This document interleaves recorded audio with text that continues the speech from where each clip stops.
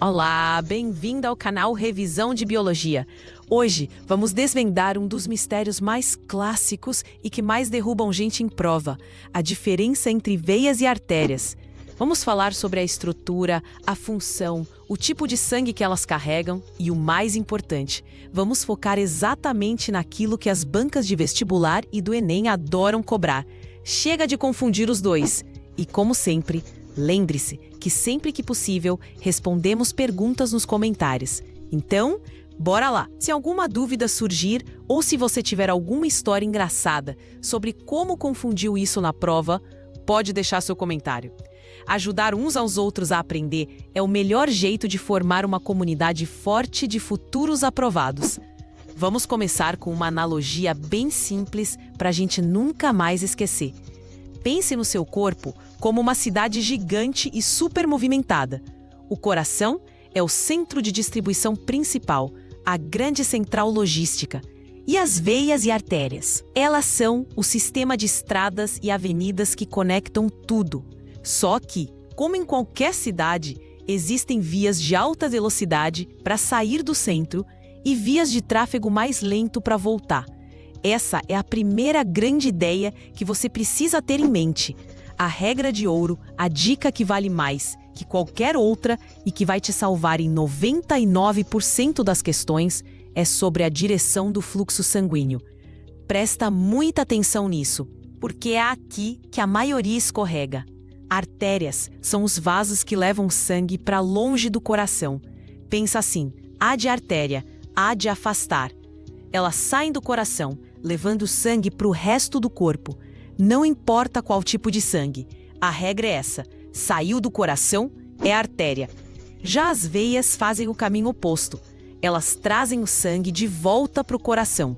Pensa, V de veia, voltar.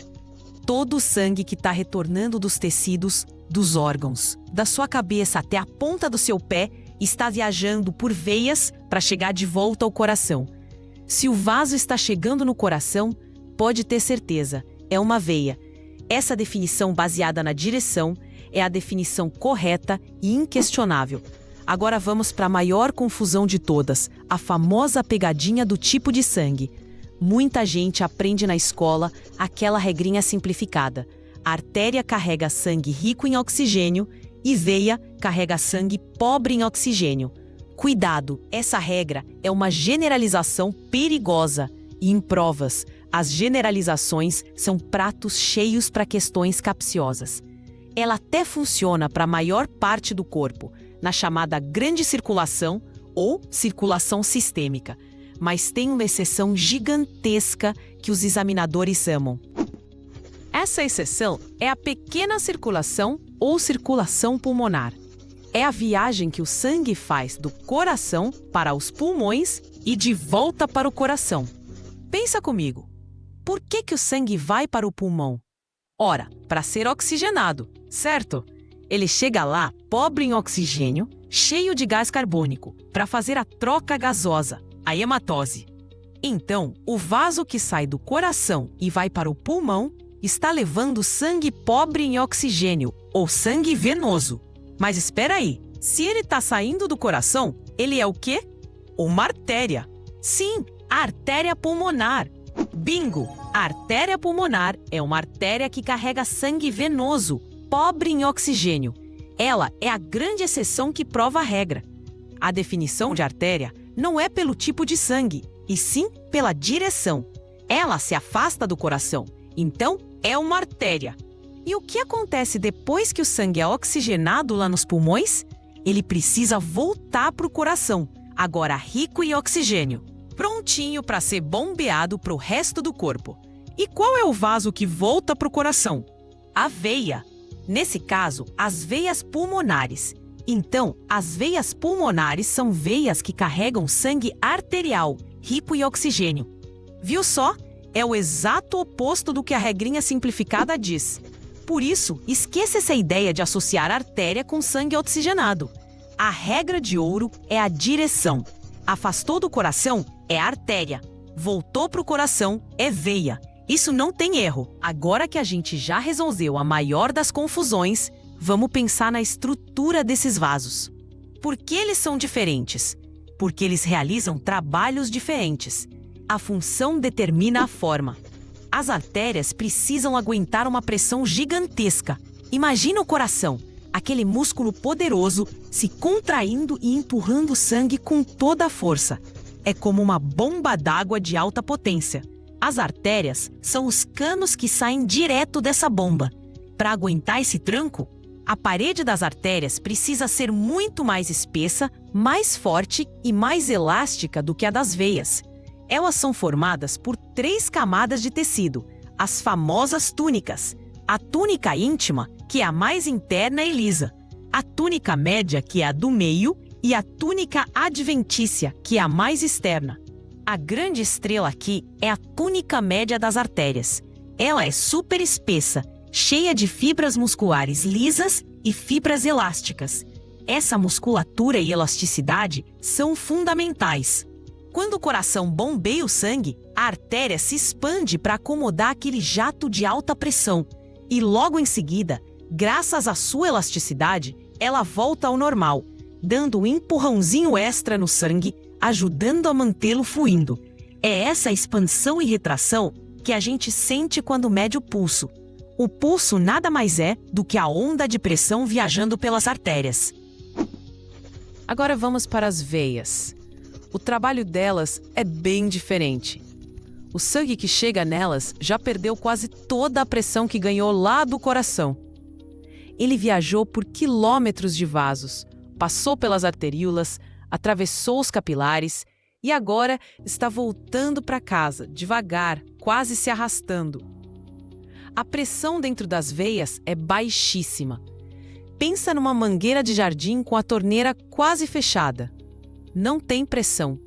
Por isso, as paredes das veias não precisam ser tão robustas. Elas também têm as 3 túnicas, mas a túnica média é bem mais fina, com muito menos músculo e fibras elásticas. Elas são mais moles, por assim dizer. Outra característica é que o calibre interno delas, o lúmen, costuma ser maior que o de uma artéria correspondente. Isso ajuda a diminuir a resistência e facilitar o fluxo de sangue lento.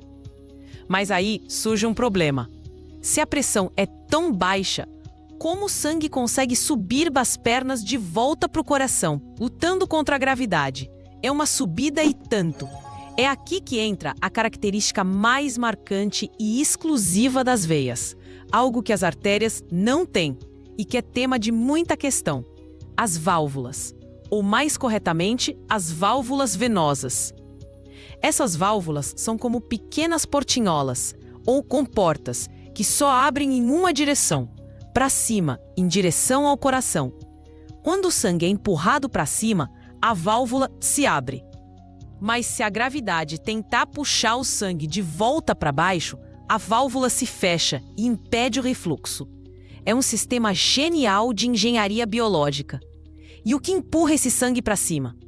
Principalmente a contração dos nossos músculos esqueléticos. Quando você anda, corre ou simplesmente contrai a panturrilha, você está espremendo as veias que passam por ali. Essa espremida empurra o sangue para cima, passando pela próxima válvula, que então se fecha. É por isso que a panturrilha é chamada de nosso segundo coração. Ficar muito tempo parado, sentado ou em pé dificulta esse retorno venoso. E o que acontece quando essas válvulas não funcionam direito? Elas ficam insuficientes, não fecham completamente. O sangue acaba voltando e se acumulando nas veias, principalmente nas das pernas. Essas veias se dilatam, ficam tortuosas e visíveis na pele. O nome disso? Varizes. As varizes são um exemplo prático e muito comum de um problema no sistema venoso, especificamente nas válvulas. Artérias não têm varizes, porque a pressão nelas é alta e elas não têm válvulas. Então vamos revisar a estrutura. Artérias têm paredes espessas, musculosas e elásticas para aguentar a alta pressão. Veias têm paredes mais finas e possuem válvulas para impedir o refluxo do sangue, que flui sob baixa pressão. Fácil, né? Saber o porquê de cada estrutura ajuda a memorizar. E entre as artérias e as veias, quem faz a mágica acontecer de verdade? São os capilares. Se as artérias são as grandes avenidas e as veias são as estradas de volta, os capilares são as ruas estreitas e os becos de cada bairro. É neles que a entrega e a coleta acontecem. As artérias se ramificam em vasos cada vez menores, as arteríolas, que por sua vez se transformam numa rede imensa de capilares. Os capilares são minúsculos, microscópicos. A parede deles é extremamente fina, formada por uma única camada de células. Por que tão fina? Para facilitar as trocas. É através da parede dos capilares que o oxigênio e os nutrientes saem do sangue e entram nas células dos tecidos. E é por ali também que o gás carbônico e outros resíduos do metabolismo celular saem das células e entram no sangue para serem levados embora.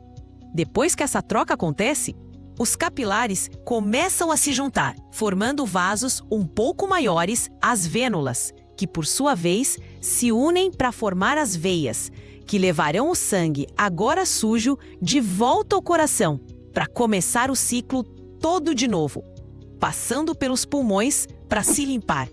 A rede de capilares é tão vasta que, se você enfileirasse todos os capilares de um adulto, daria para dar mais de 2 voltas na Terra.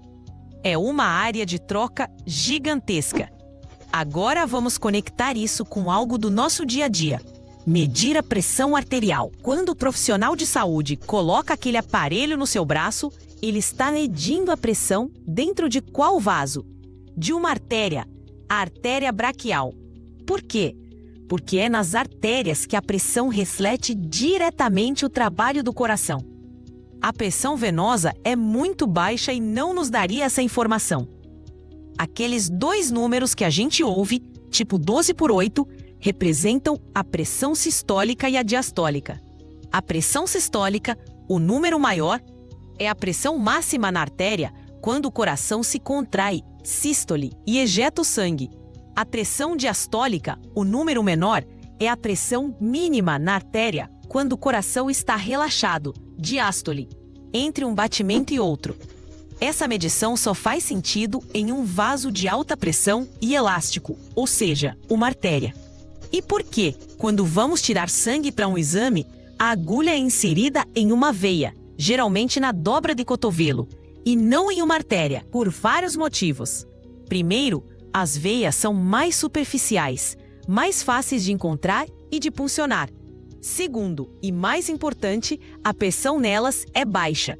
Se você furar uma veia, o sangue sai de forma controlada e o buraquinho fecha fácil. Agora, se você furasse uma artéria do mesmo calibre, o sangue jorraria com força, em jatos, seguindo o ritmo do pulso. Seria muito mais difícil de estancar o sangramento e bem mais perigoso. A coleta de sangue arterial existe, mas é um procedimento mais complexo, feito em hospitais para análises específicas, como a gasometria arterial, que mede os níveis de oxigênio e gás carbônico diretamente no sangue que está indo para os tecidos. Vamos fazer um resumo focado em como isso pode aparecer na sua prova. Eles podem te dar um esquema do coração e dos pulmões com vasos identificados por números e perguntar: o vaso número 1 tem uma artéria ou uma veia? E o sangue que ele carrega é arterial ou venoso? O que você vai fazer? Primeiro, olhar a direção da cepa. Tá saindo do coração? É artéria. Tá chegando ao coração? É veia. Depois, você analisa para onde o vaso está indo. Se está saindo do ventrículo direito e indo para o pulmão, é artéria pulmonar. Logo, carrega sangue venoso. Se está saindo do pulmão e chegando no átrio esquerdo, são as veias pulmonares. Logo, carregam sangue arterial. Se está saindo do ventrículo esquerdo para o corpo todo, é artéria aorta, carregando sangue arterial. Se está chegando dos tecidos no átrio direito, são as veias cavas, carregando sangue venoso.